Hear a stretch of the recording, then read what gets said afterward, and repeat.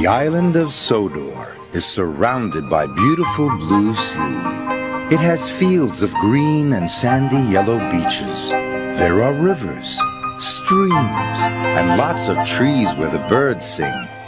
There are windmills and a coal mine, and docks where visitors to the island arrive. Welcome to the island of Sodor.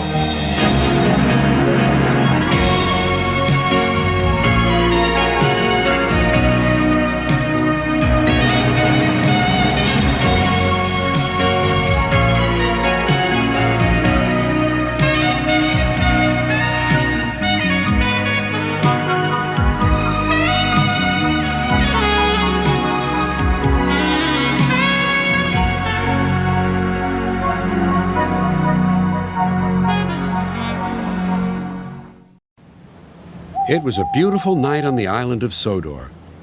The day's work was done, and the engines puffed safely home. Thomas, whispered Percy, will you tell us the end of the story?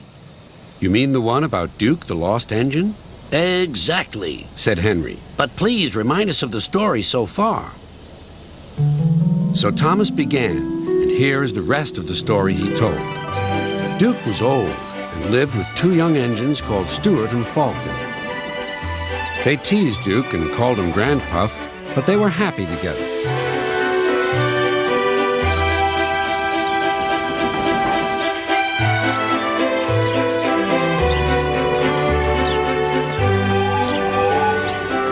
Then their line was closed down, and the young engines went away.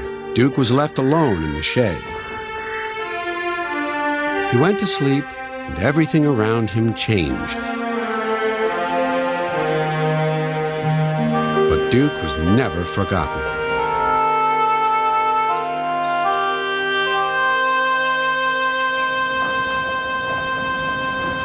Years went by until one day not long ago, visitors came to see Sir Topham Hatt. "We want to find Duke," they said, "and make him happy again. If we follow the old line shown here on the map," they said, "we'll travel north of the village and then into the mountains. And look, there's a sign for the old station. If Duke's anywhere, he's there." Everyone set off to the mountains far away. The days went by and the search grew harder, but the rescuers wouldn't give up.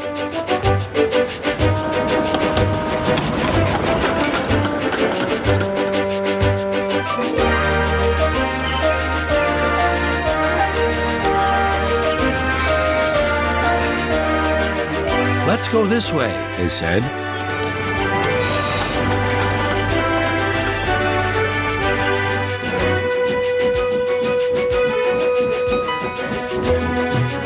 But there was still no sign of Duke. "He's here somewhere," they said. They scrambled over hills, struggled over ditches. At last their search ended, quite by accident.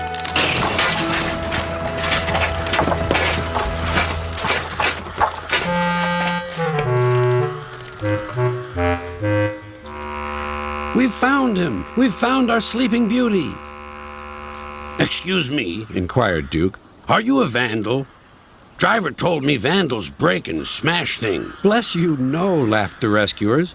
"We've dropped in because we couldn't find your door. Falcon and Stuart will be pleased to see you." "So they did remember," sighed Duke happily. Then they all set off for Duke's new home.